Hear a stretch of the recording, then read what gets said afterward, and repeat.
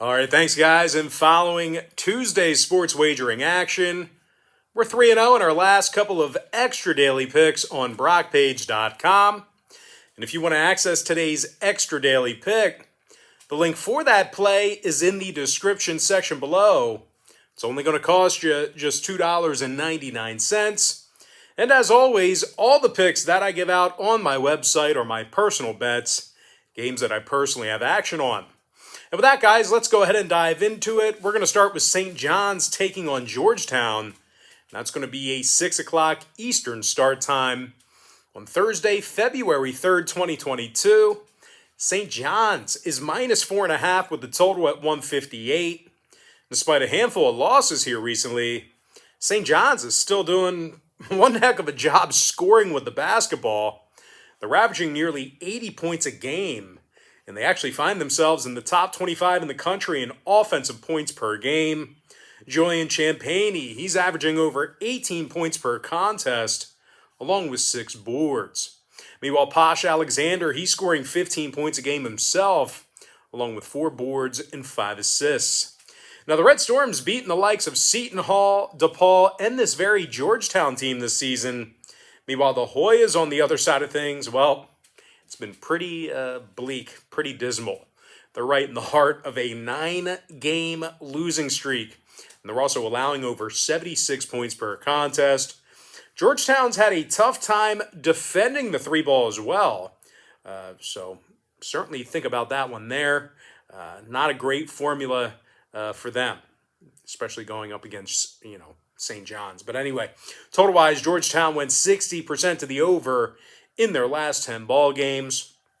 Meanwhile, St. John's saw overs recently with Providence, Creighton, and UConn. I'm going to lean toward the St. John's Red Storm minus 4.5 and the over 158. Next ball game, little small school action. I'm talking about Drexel versus Delaware, 6 p.m. Eastern tip-off. Delaware is minus 5, totals 145.5. Now, the Delaware Blue Hens won 6 out of their last 8 ball games, and they've only lost 1 time at home this year. Dylan Painter's scoring over 14 points a game, along with 8 rebounds and a couple assists. Meanwhile, Jameer Nelson Jr. is scoring 13 points a game himself, along with 4 boards and a couple assists as well. Now, the Blue Hens are averaging 77 points a night in Newark, and they're also making 48% of their field goals there. For those who don't know, there is a Newark, New Jersey, but there's also a Newark, Delaware as well. Now, the Blue Hens are taking on a Drexel squad who lost 6 of 9 on the road this season, and they've had some big-time problems on the defensive end of the court. Now, the Dragons allow 75 points a game on the road, and they're letting their opponents make 48% of their field goals against them in that very same category. Now, total-wise, Drexel saw overs recently with James Madison, William & Mary, and Northeastern. Meanwhile, Delaware has gone 80% to the over in their last 10 themselves.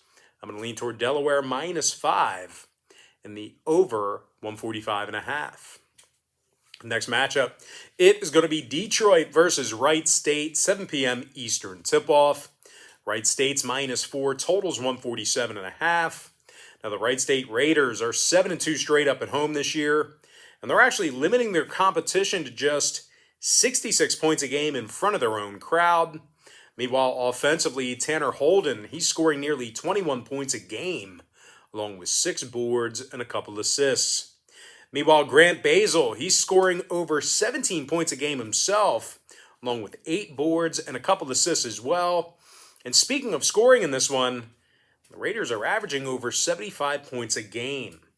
Now, they're taking on a Detroit team who's won only 3 out of 13 road games this year, and they averaged only 64 points per contest in those games, by the way.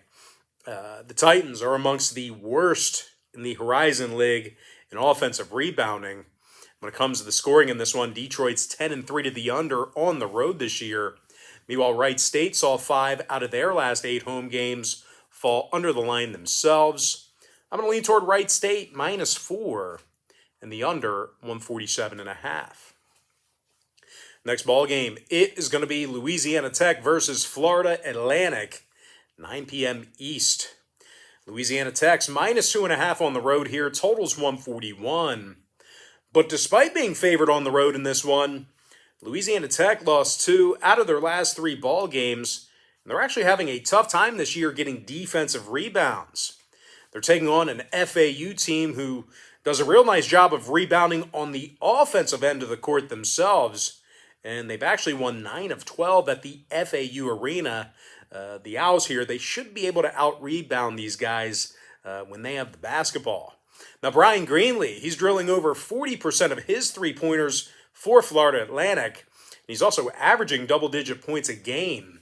Meanwhile, Elijah Martin, he's scoring 13 points a game himself. And he's also making 40% of his three balls. And speaking of three-pointers, the Owls are making they're making nearly 40% of their three-pointers as a team on their home court. And when it comes to the total in this one, Florida Atlantic went 4-1 to the over in their last 5 outings. Meanwhile, Louisiana Tech, they saw overs recently with North Texas, UAB, and Western Kentucky. I'm going to lean toward Florida Atlantic plus 2.5 and the over 141.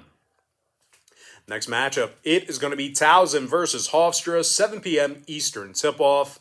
Hofstra's minus 3 at home, totals 142.5.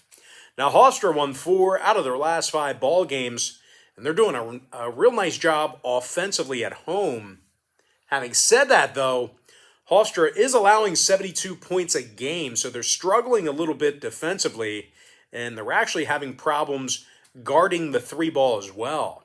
Now, when it comes to rebounding in this one, the Pride's actually amongst the worst in their conference in offensive boards per game. They're taking on a Towson team who won 7 out of their last 8 themselves, and they've actually been a cash cow on the road. The Tigers are covering in 90% of their road games this season. They're covering in 90% of their games away from home, and they're also allowing only 63 points a game when they travel. Now, when it comes to getting rebounds here, well, the Tigers are in the top 30 in the nation in defensive boards on the road. Now, scoring-wise, Nicholas Timberlake, he's making nearly 41% of his three-pointers. He's also drilling 13 points a game. Meanwhile, Jason Gibson, he's drilling over 43% of his three balls. He's also averaging double-digit points a night. Now, total-wise, Towson saw overs recently with UNC Wilmington, William & Mary, and Northeastern. Meanwhile, Hofstra, on the other side of things, they're 4-1 to the over in their last 5 at home. I'm going to lean toward Towson plus 3 and the over 142.5. Next matchup, it is going to be Wichita State versus SMU, 7 o'clock Eastern start time.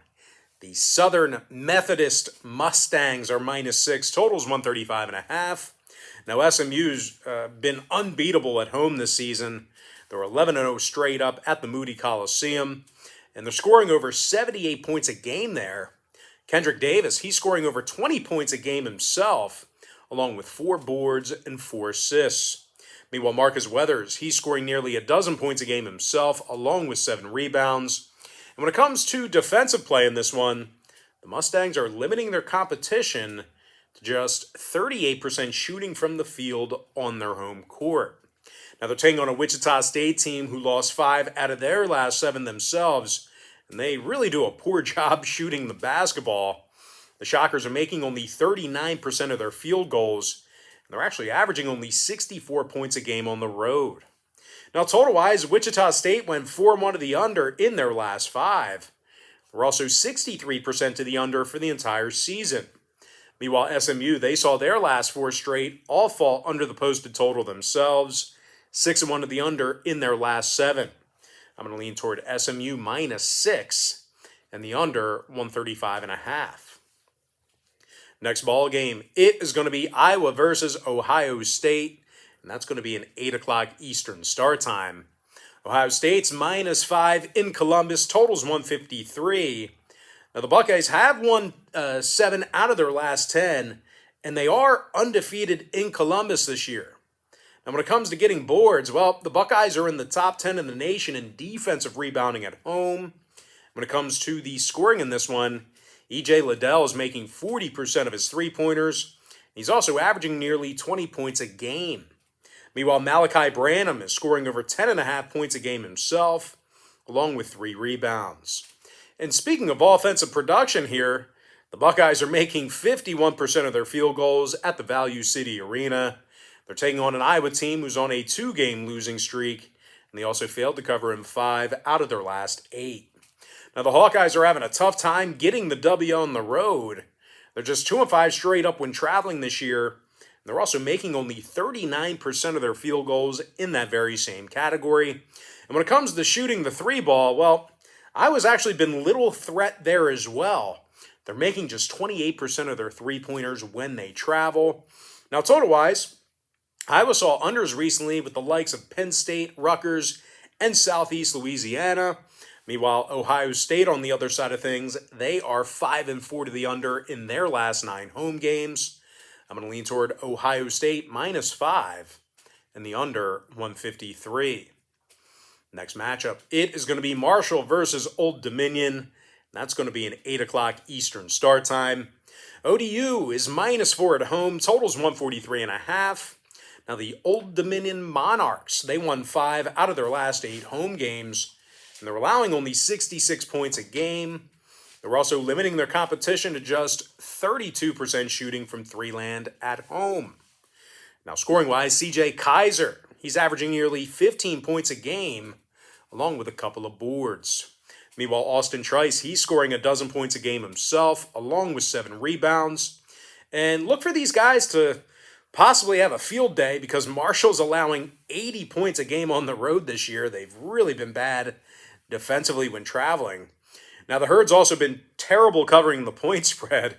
They failed to cover in 10 out of their last 11 ball games, and they're actually covering in just 25% of their contests for the entire season. Now, total-wise, Marshall saw 5 out of their last 9 get over the line. They also went 80% to the over in their last 10 meetings with Old Dominion. So if you're into historical trends, certainly want to think about that one there. Meanwhile, the Monarchs, on the other side of things, they went 70% to the over in their last 10 themselves. I'm going to lean toward Old Dominion -4 and the over 143.5. Next ball game should be a good one. I'm talking about UCLA versus Arizona. And that's going to be an 8 o'clock Eastern tip-off. Arizona's -6 at home. Total's 145.5.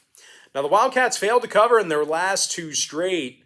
And they also went just 3-6 against the spread in their last 9.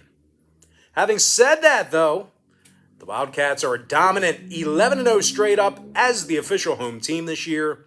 And they successfully covered the point spread in 64% of those victories. Now, the Wildcats are in the top 3 in the country in defensive field goal percentage.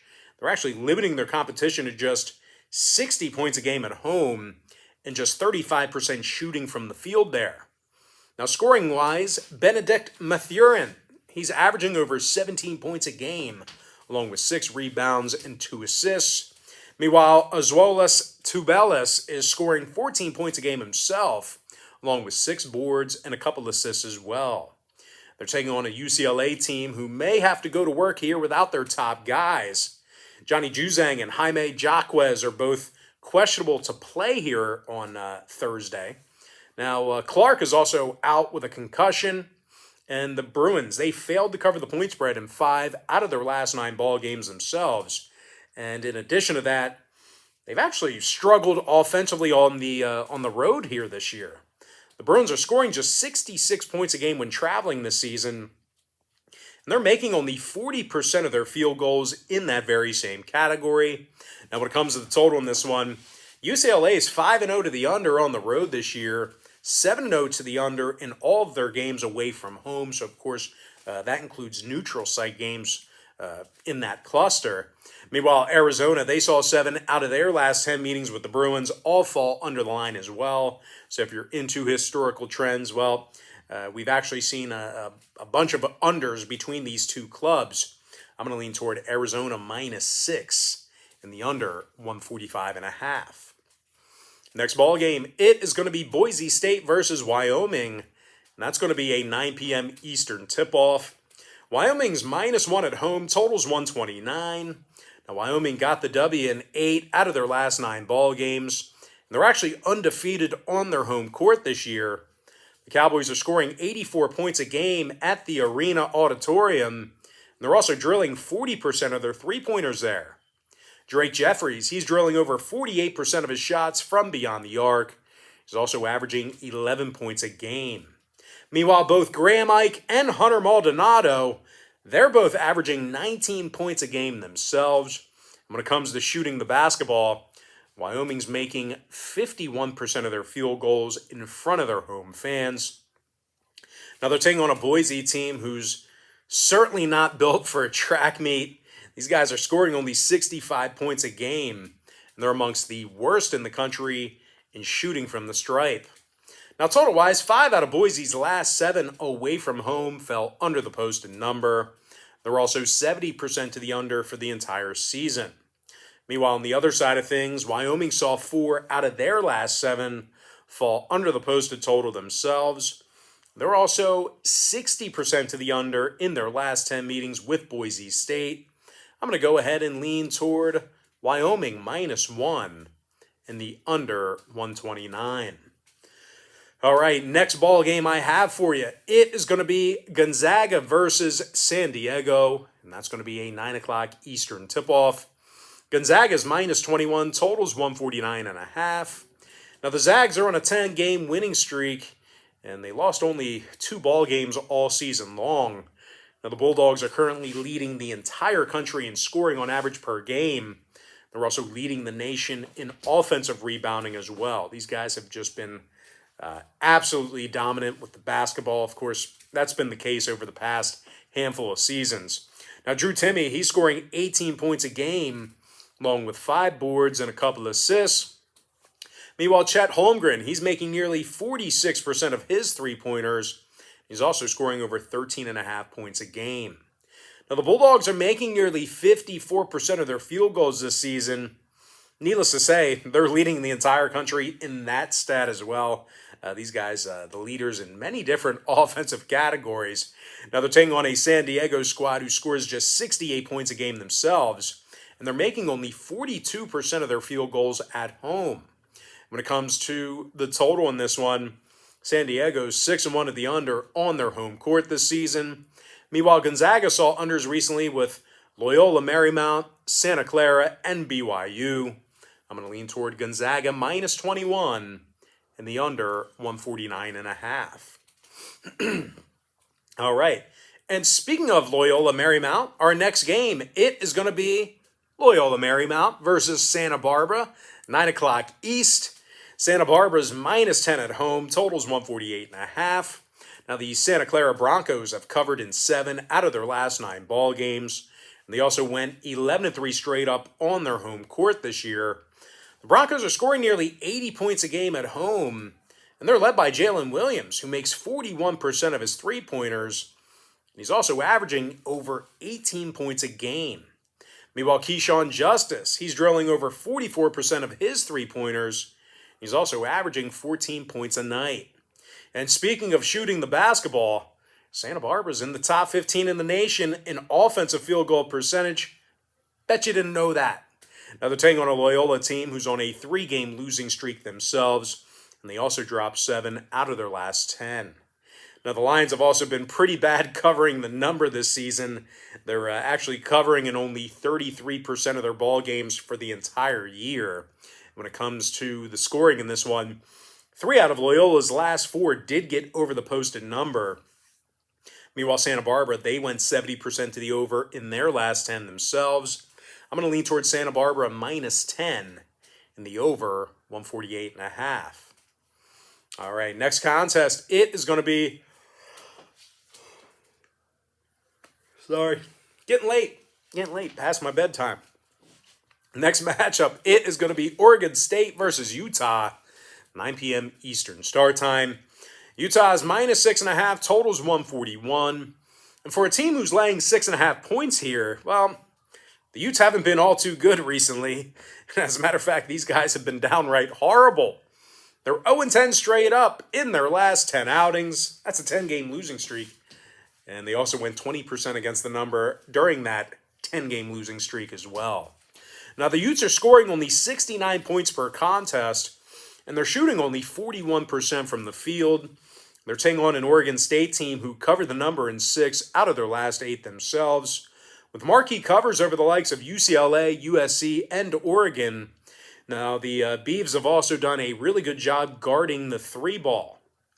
They're allowing their opponents to make just 28% of their 3-pointers against them when they travel. And when it comes to the scoring, Jared Lucas, he's making nearly 40% of his 3 balls. He's also scoring 13 points a game. Meanwhile, Warith Alatishe, he's scoring nearly 11 points a game himself, along with 6 rebounds. Now, the Beavs have won 7 out of their last 10 ball games against Utah, and they covered the point spread in 70% of those contests. So when it comes to head-to-head meetings, well, you may want to think about fading Utah in this spot. Now, total-wise, Oregon State saw unders recently with UC Davis and the Oregon Ducks. Meanwhile, Utah went 6-2 to the under in their last 8 themselves. I'm going to lean toward Oregon State plus 6.5 and the under 141. Next contest, it is going to be San Jose State versus Utah State, and that's going to be a 9 o'clock Eastern start time. Utah State's minus 20 with the total at 137.5. Now, the Aggies are on a 3-game winning streak, and they're playing some very good defense at home. They're giving up only 61 points per contest in front of their home fans, and they're also limiting their competition to only 39% shooting from the field in that same category. Now, scoring-wise, Justin Bean, he's drilling 48% of his 3 balls. He's also scoring 18 points a game. Meanwhile, Brandon Horvath, he's scoring over a dozen points a game himself, along with 6 boards and 2.5 assists. Now, the Aggies are scoring 76 points a game at home, and they're making nearly 49% of their field goals there. Utah State's taking on a San Jose State team who's just 1-8 straight up when traveling. And they're also currently in the heart of an 8-game losing streak. Now, the Spartans are playing some really bad defense this season. I really don't know how else to put it. They've been terrible giving up points. They're allowing 78 points a game on the road, and they're also letting their opponents make nearly 51% of their field goals against them in that very same category. Like I said, very bad defensively. Now, total-wise, San Jose State's 5-4 to the over in their last 9 road games. No real surprise there, giving up a whole bunch of points. They also went 60% to the over in their last 10 meetings with the Aggies. So once again, head-to-head trends, well, looking toward an over in this one. Meanwhile, Utah State, they saw overs recently with San Diego State and New Mexico. I'm going to lean toward Utah State minus 20 and the over 137.5. Next ball game, it is going to be Washington State versus Stanford, and that's going to be a 9 o'clock Eastern tip-off. WAZZU is minus 2 on the road, totals 131.5. Now, the Cougs are on a 3-game winning streak, and they're leading the country, the entire country, in defensive field goal percentage on the road. Now, the Cougs allow just 58 points a game when they travel, and they're limiting their competition to just 34% shooting from the field in that very same category. The Cougs are also in the top 3 in the nation in guarding the 3-ball away from home. When it comes to offensive production in this one, Michael Flowers is averaging nearly 13 points a game, along with 3 rebounds and 3 assists. Meanwhile, Noah Williams, he's scoring over 11.5 points a game himself, along with 3 boards and 2 assists as well. Now, offensively, WAZZU's amongst the best scoring teams on the road as well. They're averaging 79 points a game when they travel, and they're also in the top 25 in road offensive boards. Now, they're taking on a Stanford club who scores only 67 points a game themselves, and they're shooting just 42% from the field. These guys have certainly struggled offensively this year, although the other night we did get I bet them laying 5 and they covered, but I don't think they're going to do it this time. Stanford lost to the likes of UCLA, Arizona, and Washington recently as well. When it comes to the total on this one, the Cardinal is 60% to the over on the road this year. They also saw overs recently with Arizona State, USC, and Liberty. I'm going to lean toward Washington State minus 2 and the over 131 and a hook. All right, next ball game, it is going to be Oregon versus Colorado, 10 p.m. Eastern tip-off. The Oregon Ducks are minus 1.5 on the road. Total's 138. Now, the Ducks have won 7 out of their last 8 ball games. They covered the number in 75% of those contests. Now, the Ducks are also doing a real nice job shooting from the field this year. They're making nearly 48% of their field goals. And speaking of shooting the basketball, Will Richardson, he's knocking down 46% of his 3 balls. He's also making 50% of his field goals. Meanwhile, Davion Harmon, he's making 40% of his shots from beyond the arc himself. 10 points a game for Harmon. When it comes to defensive play, the Ducks are limiting their competition to just 29% shooting from 3-land when they travel. They're taking on a Colorado team who lost 4 out of their last 5. They're averaging only 69 points a game offensively. And even though we're looking at a very small number with regard to the spread, just keep in mind the Buffs are just 3-9 against the spread on their home court. Once again, not sure if that really comes into play, but, because the number's so small, but still, you got to keep it in consideration, Could be a 1-point game. You never know. So anyway, once again, the Buffs just 3-9 against the spread on their home court. Now, total-wise, Colorado's 7-5 to the over at home this season. Meanwhile, Oregon's gone 70% to the over in their last 10 themselves. I'm going to lean toward Oregon minus 1.5 in the over 138. Next game, San Francisco versus BYU, 10 p.m. Eastern tip-off. Now, BYU's minus 2.5, totals 141. The Cougars are a perfect 10-0 straight up on their home court this season.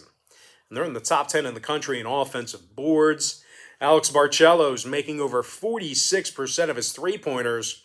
He's also scoring 17 points a game. Meanwhile, Tajon Lucas is averaging over 10.5 points a game himself, along with 2 boards and 4 assists. Now, the Cougs have also been very stout defensively this season as well. They're giving up only 61 points a game at home, and they're limiting their competition to just 29% shooting from 3-land in Provo. They're taking on a San Francisco squad who lost 3 out of their last 5. And they're scoring only 63 points a game away from home. Now, the Dons have also done a lackluster job of shooting the basketball on the road as well. They're making only 40% of their field goals when they travel. When it comes to the total in this one, 3 out of San Francisco's last 5 fell under the line. They're also 6-1 to the under in their contests away from home. Meanwhile, BYU saw 5 out of their last 8 home games fall under the posted number themselves. I'm going to lean toward BYU minus 2.5 and the under 141. Next game, St. Mary's versus Portland, 11 o'clock East. St. Mary's minus 13.5, totals 131. But as good as the Gales have been here, they're actually scoring only 63 points a game as the official road team. They're making only 32% of their three-pointers in that same category. They're taking on a Portland team who does a very nice job scoring points at home. The Pilots are actually averaging 80 points a game in front of their home fans. And they actually got the W in 6 out of their last 8 at home. Moses Wood is draining over 45% of his 3 balls. He's also scoring 13.5 points a game. Meanwhile, Chris Austin and Tyler Robertson, they're scoring 14 points a game apiece. Now, Portland's also amongst the best teams in the entire country in shooting from the stripe, believe it or not. I know that sounds crazy. You wouldn't think of the Portland Pilots, but they're actually in the top 3 in the NCAA in offensive free throw percentage, believe it or not. So, anyway, total-wise, Portland is 4-3 to the over on their home court. Meanwhile, St. Mary's saw their last 3 straight get over the posted number themselves. 6-2 to the over in their last 8. I'm going to lean toward Portland, plus 13.5 in the over 131. Next ball game, it is going to be USC versus Arizona State. That's going to be an 11 o'clock Eastern start time. USC's minus 6 with the total at 132. Now, the USC Trojans are 18-3 overall for the season. And they got the W in 9 out of their last 10 ball games away from their home court. Isaiah Mobley scoring 14 points a game along with 8 boards and 40% shooting from downtown. Meanwhile, Drew Peterson's knocking down 46% of his three-pointers. He's also averaging nearly a dozen points a game. Now, defensively, on the other end of the court, USC is amongst the best defensive road teams in the nation. They're actually in the top 3 in defensive field goal percentage away from home, and they're limiting their competition to just 61 points a game on the road. Now, they're taking on an Arizona State team who's on a 3-game losing streak themselves, and they also lost 6 out of their last 7. Now, the Sun Devils have an overall win percentage of just .333 thus far in the season, and they're scoring only 63 points a game on their home court. And equally as bad, well, the Sun Devils are being held to just 38% shooting from the field at the Desert Financial Arena. Certainly a down year for these guys. Didn't help that Remy Martin transferred out of there. But anyway, total-wise, Arizona State's 8-0 to the under at home. They're also 14-4 to the under for the entire season. Lots of exciting games for the Sun Devils. Meanwhile, USC went 60% to the under in all of their games away from home themselves. I'm going to lean toward USC -6 and the under 132. And with that, guys, we're going to jump into our next and final matchup. It is going to be Washington versus Cal. That's going to be an 11 o'clock Eastern start time. The Cal Golden Bears are -2.5, totals 128. And for a team that's favored by a bucket in this spot here, well, these guys have been horrible over the past month or so. Cal's currently on an 8-game losing streak, and they covered the point spread in only 25% of those contests. The Golden Bears have also had their issues offensively this season. They're scoring only 64 points per contest. Now, Cal's taking on a Washington team who won 6 out of their last 8 themselves, and they failed to cover the point spread only twice during that span. Now, the Huskies are averaging 72 points a game on the road, so that's pretty good. That's a pretty good number there for road scoring.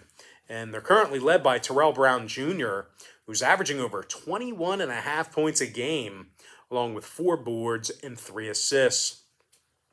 Meanwhile, Emmett Matthews Jr., he's scoring nearly a dozen points a game himself, along with 5 rebounds. When it comes to the total on this one, Washington saw overs recently with Utah, Oregon State, and Arizona. Meanwhile, Cal's gone 8-5 to the over as the official home team. I'm going to lean toward Washington +2.5 and the over 128. And with that, guys, we're going to jump into our quick pick recap. Powered to you by my website at brockpage.com, where we are 3-0 in our last 3 extra daily picks following Tuesday's sports wagering action. Who do I like here? I like St. John's, -4.5 over 158. Give me the Delaware Blue Hens -5 over 145 and a hook. I like Wright State -4 under 147.5. Florida Atlantic, FAU +2.5 over 141. Give me the Towson Tigers +3 over 142.5. SMU -6 under 135 and a hook. Ohio State -5 under 153. Old Dominion -4 over 143.5. I'm also leaning toward Arizona -6 under 145 and a hook. Wyoming Cowboys -1 under 129. I'm also leaning toward Gonzaga -21 under 149.5. Give me Santa Barbara -10 over 148 and a hook. I'm also leaning toward Oregon State. Sorry, my contact is all messed up. Oregon State +6.5 under 141. Utah State -20 over 137.5. Washington State -2 over 131 and a hook. Oregon Ducks -1.5 over 138. BYU -2.5 under 141. Portland +13.5 over 131. USC -6 under 132. And with my next and final free pick for the video, I'm going to lean toward the Washington Huskies +2.5 and the over 128. And with that, guys, that's going to do it for me. Don't forget to check me out on brockpage.com. Now, if you guys do end up getting a membership here today on my website, just keep in mind, You're going to get billed the day you sign up and then the first of every month following that.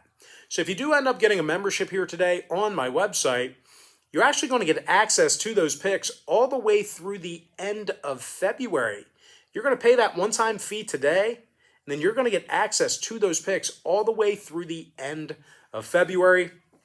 I always tell folks in every single video, the earlier in the month you sign up, the better. And it is very, very early in the month right now. And of course, guys, got to let you know about my board member tier package. Board members get access to every single bet that I give out on that website all the way through the end of February as well. It's my best package. It's all inclusive. You get every piece of content that I produce on that website as a board member tier package holder. So anyway, guys, most importantly, I got to thank you for joining me right here on YouTube. I really hope you enjoyed all this great free content, all this great free information. And with that said, guys, happy Wednesday or Thursday to you, depending on when you're watching this. Best of luck to you. And I look forward to seeing you later on today on my website at brockpage.com.